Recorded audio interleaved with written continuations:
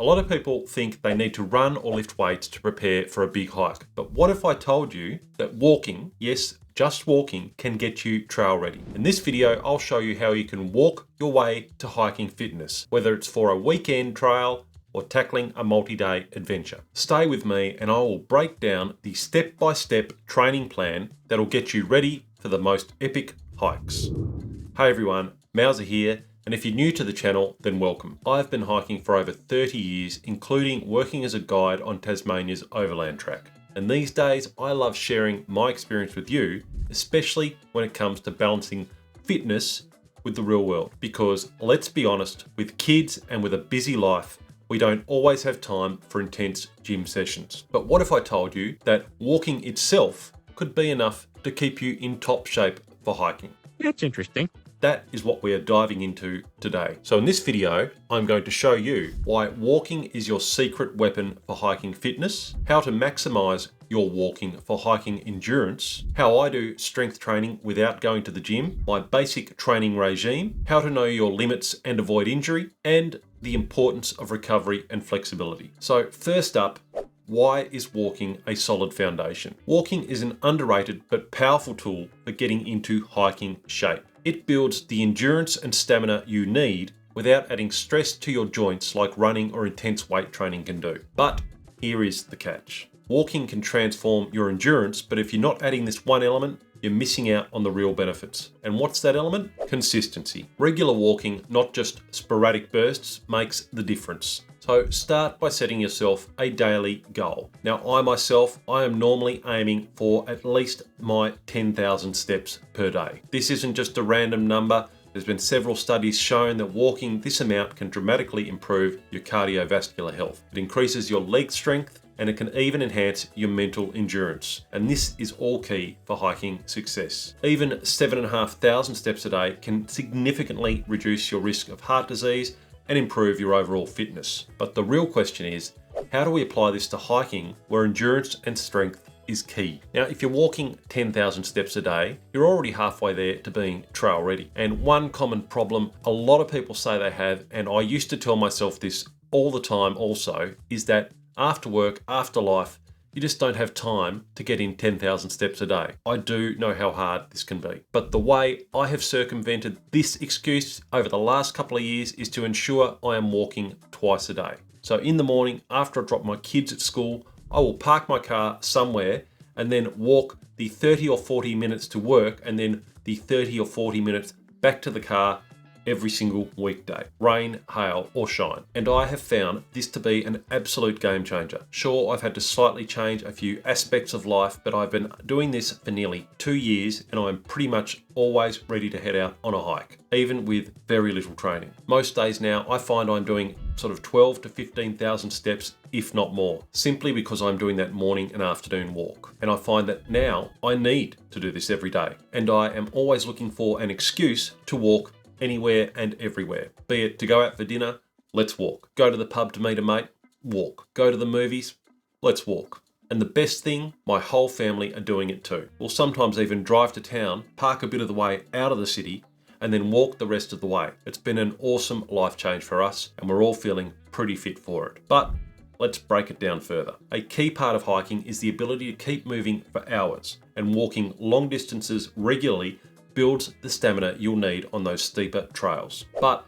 is walking enough for those steep hikes? Well, yes, with the right tweaks, and I will get to those in just a sec. Building endurance with everyday walks. Now, think of our daily walks as mini training sessions. If this is new to you, start with a smaller goal, 5,000 steps, 7,000 steps, and gradually increase over time. To simulate hiking, walk on different terrains. Instead of walking on the path through the city park that you're going to, walk across the grass. Find gravel or walking tracks or trails in your area and use those routes on your daily walks. If you live in a flat area, don't worry. Using stairs or inclines can mimic the uneven terrain of a trail. Here's a little trick that I use, and you've probably heard of it before, and that is hill repeats. Now, find a hill in your neighborhood. Could even be stairs or a set of stairs. So you can walk up or even jog up if you're feeling energetic, then walk back down. And you want to repeat this 5 to 10 times once per week. And if you do this just once a week, you will notice how quick your endurance improves for those uphill hikes. It's not just about walking more, it's about walking smarter.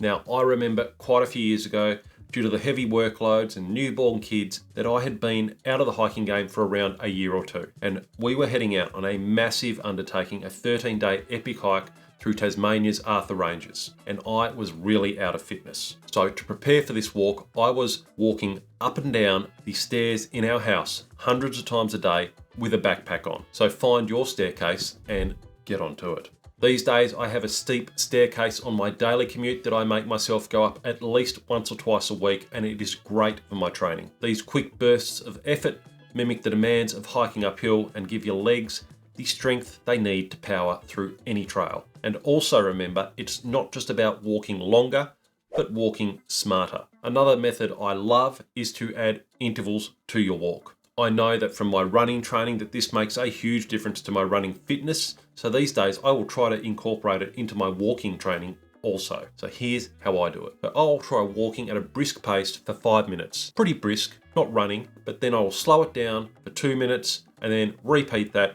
3 or 4 times. And I do find that these quick bursts of effort really help improve my fitness. And here is a bonus.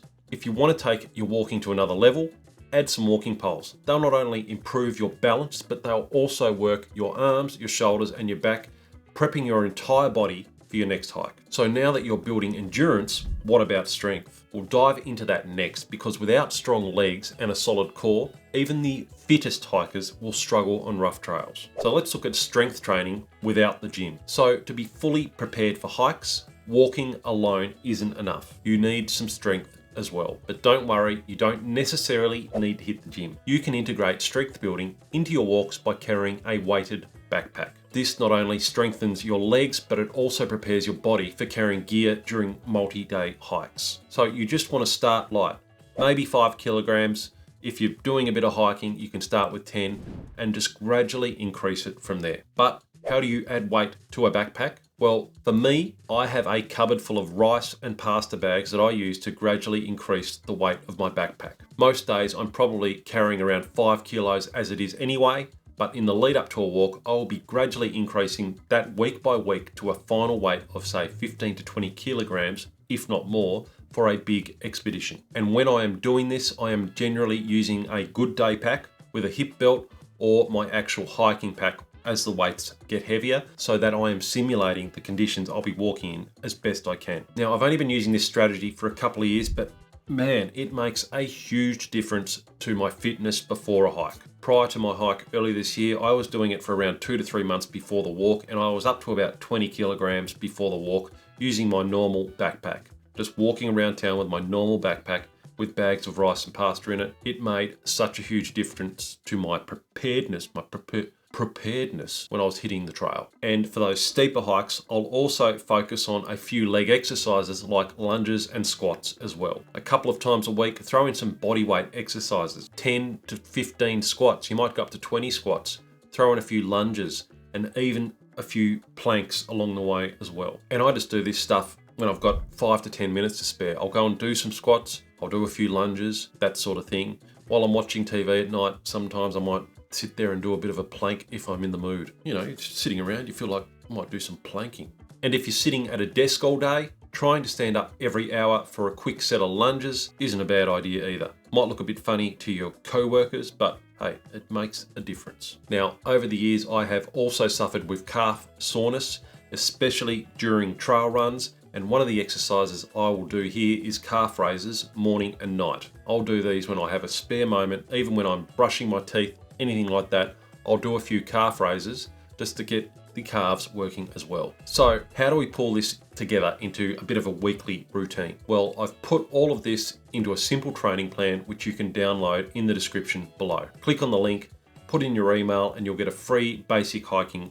training plan. The training plan gives a very basic overview of some of the exercises you can do to train for your next hike, and it gives you a few links to some other training plans or exercises as well. But in addition to the training plan, do try to mix in shorter walks throughout your week to hit that 10,000 step goal, or whatever goal you have set yourself. Gradually build up your intensity and you'll be trail ready in no time at all. But wait, how do you know if you're pushing too hard or not hard enough? Well, that's all about knowing your limits and progressing safely. One of the biggest mistakes people make is jumping into intense hikes without building up gradually. You need to pay attention to your body. Muscle soreness is okay, but sharp pain is an absolute red flag. If you're increasing your walking or hiking time, do it by about 10% each week to avoid injury. But now that you know how to train, let's talk recovery. That is just as important. So let's talk recovery and flexibility. So flexibility is crucial for hiking. Your hips, your knees, and back take a beating on rough terrain. I do try to employ a bit of a stretching routine, and if you're into it, you can do a bit of yoga a couple of times a week. But for me, basic stretches work well. But if you're into something like yoga,